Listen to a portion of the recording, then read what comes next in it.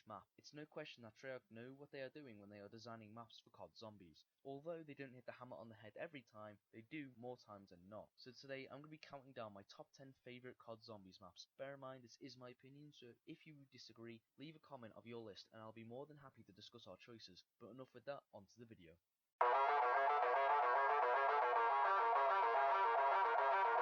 At the number 10 spot, we have Derice. Even though I started playing zombies when World at War came out, it wasn't until Black Ops 3 when I played the map Derice as the Giant, due to not purchasing any DLC until Black Ops 2. I had a lot of fun playing it and had even more fun when purchasing it for Black Ops 1. Since it was the 4th ever zombies map to exist, it was one of the most important maps ever. It introduced the monkey bombs, teleporters, and let's not forget the Pack-a-Punch machine. Pack-a-Punch gave the player an advantage by letting them upgrade their weapons and increasing their ammo capacity, and sometimes their fire rate. Some weapons gain attachments like the M16 getting a grenade launcher and the HS10 becomes dual wield. To unlock the Pack-a-Punch machine, the player needs to link 3 teleporters to the pad in the starting room, all 3 of which can be used to teleport the player back to the starting room when they have been linked. This allows for the player to make an escape if they get overrun. It also kills all zombies near the teleporter, meaning that they will have to respawn when the player is teleported back to the starting room. All for 1,500 points. If there is another player in the game and they stand on the teleporter when it's linked, then it will be teleported to the starting room for free. But with a new gimmick comes new glitches. In the previous map Shinonuma, Treyarch introduced the first ever wonder weapon, the Wunderwaffe DG2. And in Derice, if you were to Pack-a-Punch it into the Wunderwaffe DG3 and shoot near to where you're standing on the map, then it will get rid of your Juggernog. This is really annoying due to it making the player's death no fault of their own. The monkey bombs are new equipment that attracts zombies, and after a few seconds it explodes. This is really helpful since it allows players to perform actions such as pack-a-punching, drinking perks, or buying things in the higher rounds easier. It also allows both casual and new players to camp or train easier if they got too close for comfort. It is without a doubt that if Derice never existed, zombies would definitely not be the same.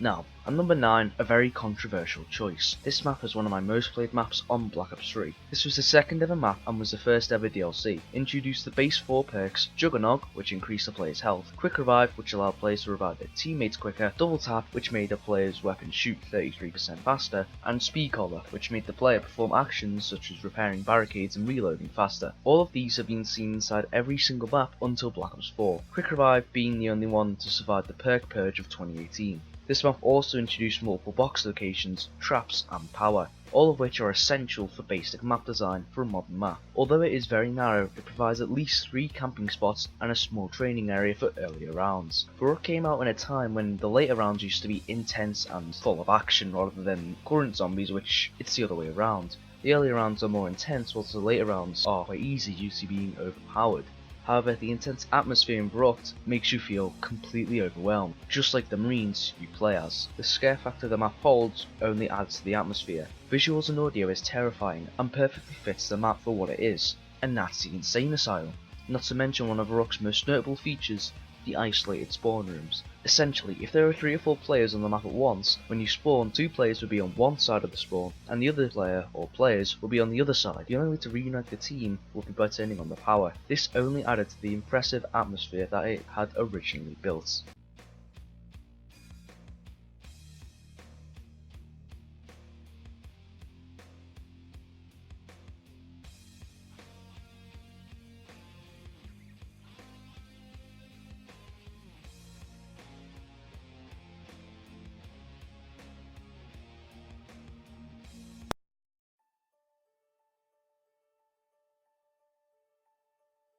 Number 8 is Ascension, the first DLC of Black Ops 1 set on a Russian cosmodrome. This not only provides a great layout for the map's base, but also allows for a lot of different concepts, such as lunar landers and a rocket that shoots off when activated. Ascension includes both of these, with the lunar landers giving players more ways to adventure around the map, and also provides for a quick and easy getaway to the starting location, which is one of the easiest places to train on the map, all for 250 points. The rocket is shot off when all 3 landers have been used at least once. This opens up Pack-a-Punch and another great training spot. And a really cool Easter egg is if you hit the rocket with either one of the ray gun variants, then it will explode. Ascension included PhD Flopper, which was a perk that negated explosive damage, and splash damage of any kind, and also cause an explosion wherever you dolphin dived on the floor, killing all zombies around it. This was a great perk at the time since there were more explosive weaponry. The one thing that holds this map back for me is the monkey rounds. These activate when any player gains a perk. These monkeys usually attack the perk machines, however they can also hit the players if they aren't careful. The annoying thing about them is that if they damage the perk machine enough, it will get rid of the perk from every player's inventory. However, if the monkeys are all killed before they even hit any machine, then the players all get a free perk.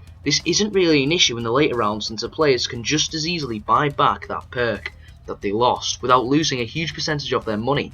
In addition to that, it also gives players a max ammo regardless of any of the machine status.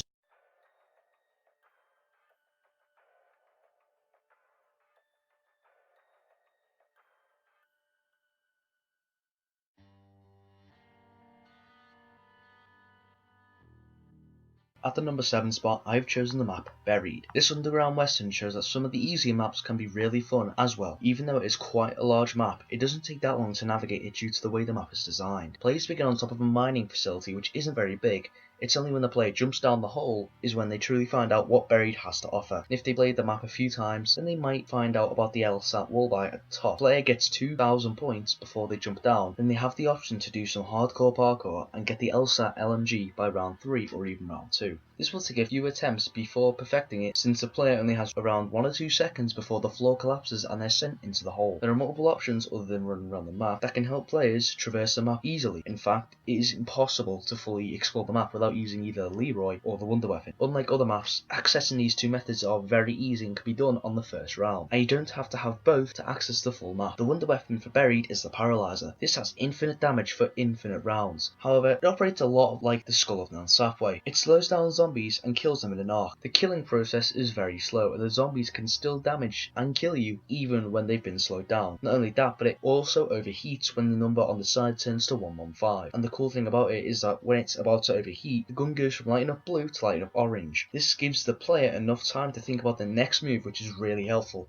If the players explore the map for a bit and utilise both Leroy and the Paralyzer, then they will get access to their bitch house, I mean the witch house. These ghosts spawn at certain points throughout the rundown mansion. If any of them hit you, they can also steal 2,000 of your points. And if you have no points, then they do extra damage. Not only that, but they have the nerve to give you no points whatsoever. They do give you a random perk once you've killed them all, and can manipulate them to get 3 free perks. But if you do get hit, whether it's once or multiple times, then when you do end up at the pack-a-punch machine, you won't have enough to pack-a-punch any of your guns, meaning you'll have to camp there because training is not viable at all in the area. And if you do have enough to pack-a-punch, then you have to navigate a close quarters maze and run down a well, whilst avoiding holes in the staircase that will insta-kill you if you fall down them. It's a bit annoying to say the least. Buried also introduced Vulture Aid, however it was the only map which it was accessible. This made the map easier, and it was a great way for newcomers to learn the map easily, as well as getting them to play better by making it easy to keep track of ammo, gaining points and giving them brief periods of time when the zombies can't see them. Buried has one of the most amount of camping spots in zombies, whether it's in the well next to Pack-a-Punch, by Juggernog, or at the top of the courthouse, the last of which has a massive escape route that the players can train the zombies back up to the top and easily slaughter them all. This map shows that even crews such as Victus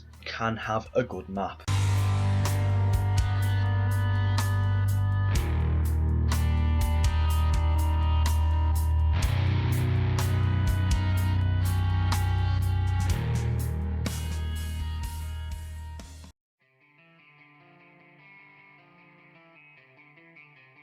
For number 6, I've chosen 9, the only Black Ops 4 map in my top 18. 9 is the third best map in Black Ops 4, however the other two are remakes, so they won't be on this list. 9 is set in an ancient Roman gladiatorial arena, which seems small, but when you play the map, it is really well sized. It's not so big where the map has 12 different fast travel methods, but it's also not very small where you feel cramped and that exploring the map takes no more than 5 rounds. 9 utilises the custom perk system really well, and even weaves it into the map via the 4 towers in each corner, each corner having their own atmosphere. Ra's temple is Egyptian with artifacts all around and an obelisk in the top layer. Danu's temple is filled with life and flowers, with the tree of life growing in the centre and vines wrapping all around it. Zeus's temple is taken exactly from Rome, with white statues everywhere and even a bath filled with blood. And finally, the Odin temple is filled with Nordic set pieces, including both a Viking armory and a funeral boat.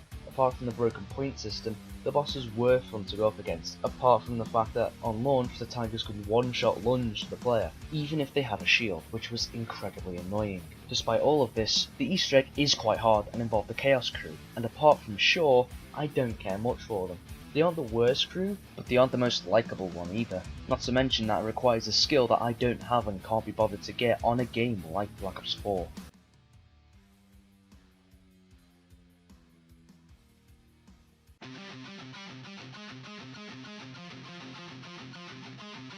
Kino der Toten is a classic map, and there is no reason why it shouldn't be on this list. Kino was a culmination of everything that was invented during World at War. This made sense since it was going to be the 4th DLC, with secret files hidden inside Black Ops 1's development that showed a Wunderwaffe being inside of the mystery box. Now of course it was replaced with a Thundergun, and released as a starting map for Black Ops 1. Kino didn't really bring anything new, apart from Nova 6 crawlers, but it didn't need to. Kino didn't innovate when it came to new mechanics, but it innovated where it mattered the most: the map design. Kino was a more in-depth expansion of Derice, just without being held at the same location. Both have the same layout, with the spawn and power switch being on opposite sides of the map, with two routes both on the left and the right. Where Kino expanded was the spacing. It was easier and more fun to train on the stage than it was to camp on the catwalk. This map was where training became popular, with a massive space in the form of the stage, where zombies could attack you from all sides, but if you knew how to run in a circle, then zombies would essentially be an easy target. It also made it a lot more satisfying to use explosive weaponry, due to the amount of smoke and blood that would erupt from their corpses. It was an amazing sight to witness. On the route to the left under the staircase was an alleyway. This was the less popular place to go since the box near enough always spawned on the right hand side, and the alley was quite small and contained. But if you're really good at training, then you could still train there. Even if it was more difficult than training over Rucht. The route on the right hand side on top of the staircase was a lot more popular due to the box always spawning on this side. It also offered another good training spot, and also held the MP40. As well as a good camping spot if you don't open up the door. Once a player has linked the teleporter to the pad, then they can visit the Pack-a-Punch machine, where they get a great vantage point and view of the stage. This allows for all of them to kill the zombies down there to make sure that when they respawn into the map, it is safe enough for them to run straight to the stage. When the player teleports out of the Pack-a-Punch room, they have a chance to enter one of multiple locations, all four of which build the atmosphere for Kino. This is where I believe the four main characters really came into their roles. Richtofen is a crazed scientist that craves power and death. Dempsey is a born and bred American who lives to fight. Nikolai is a drunk Red Army soldier with at least 12 wives, all of which resemble the Hellpigs. And Takio is an honourable soldier who wishes to slay the demons on behalf of his ancestors. Not to mention it has the best and most iconic song from all of Zombies.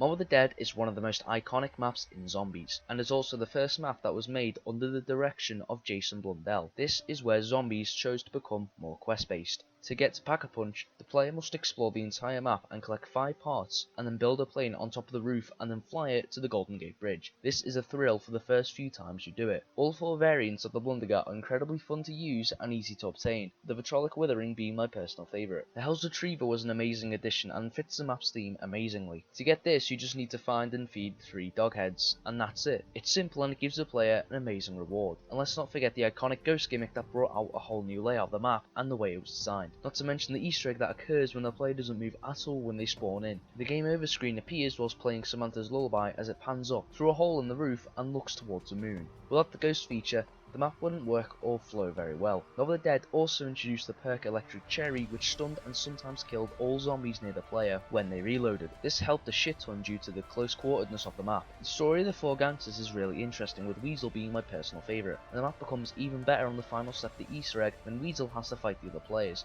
It's a shame that for Black Ops 4, the remaster we all wanted turned out to be Mob of the Dead's mentally challenged cousin.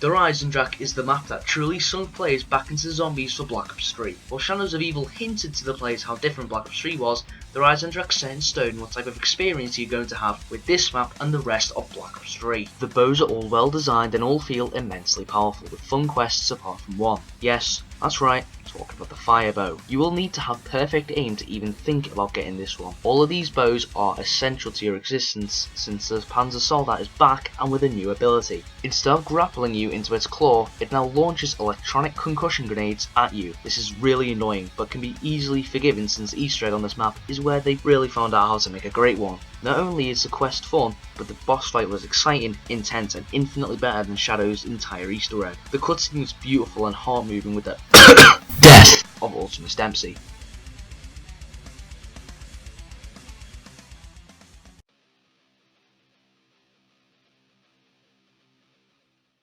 The second best zombies map of all time is obviously Gore Kirby. What can I say about this map that hasn't already been said? This map was the last original map in the Aether timeline and was released back in 2016. Jesus Christ, this shit's 4 years old. This was the map that got everyone hyped for revelations of what would be the end of the zombie storyline. This map not only brought back the PPSH, but also showed us the very best of Nikolai Belinsky in both his drunk and sober state. The Easter egg is incredibly hard, and it was only until a few months ago that a bug on the final step was fixed that would force players to hit a death barrier when entering the boss fight. The boss fight against both the dragon and Nikolai was intense and I loved it. The ending cutscene was beautifully well done, with Primus Nikolai playing my heartstrings like a violin whilst he spoke. It shows both sides to Nikolai, and when both versions of Nikolai get shot, it shocked so many people. The Wonder Weapon was fan service done right, with it being the third and final variant of the ray gun marks. No, Alpha Omega does not count. It's a mix of both the classic ray gun and a nerfed version of the Apothicon Servant. Not only this, but it is balanced with it having infinite damage until round 70. After that, it will take a few more hits to kill. The bosses in this map are fun to go up against, if a bit annoying at times. Both the Mangler and Valkyries have a reasonable amount of spawns and multiple ways of taking care of them. Truly, this map was the last time we saw the very best Treyarch had to offer.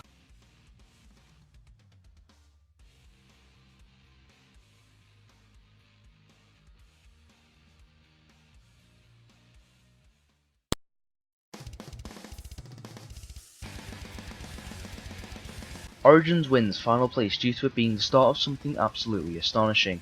Up until this point, Zombies had a very simple and very narrow storyline, with a few Easter eggs in the form of audio reels that would tell you how the outbreak started. Origins introduced the premise versions of all 4 characters and changed their personality, while still keeping a few traits the same.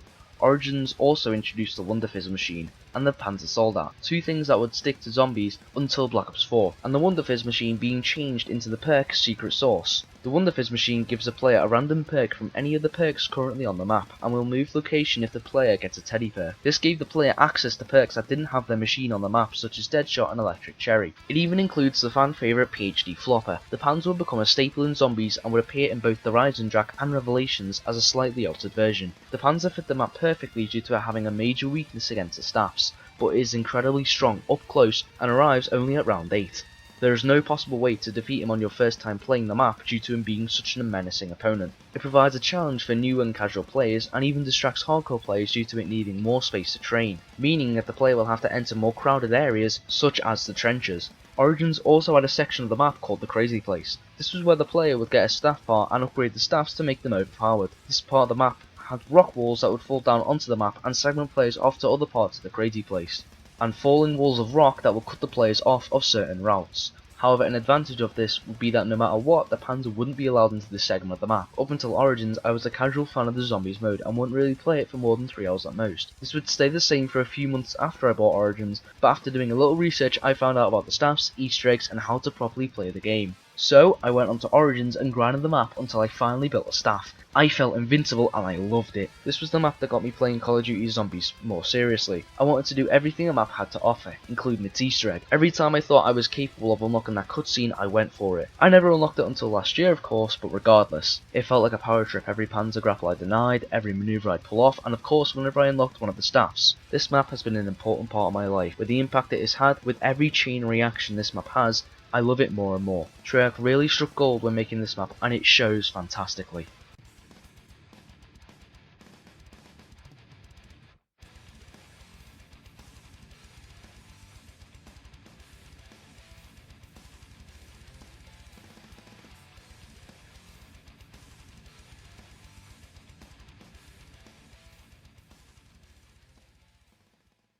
thank you guys for sticking around until the end of this video. I know I got a little bit out of hand on the number 1 spot, but I thought it was something that had to be said. I hope you guys don't lynch me for my decisions, and if you do have any changes, be sure to comment them down below. I'd love to discuss the reasoning behind it. That's all from me. If you enjoyed the video, be sure to leave a like and subscribe if you haven't already. I hope to see you all in the next video. See you all later.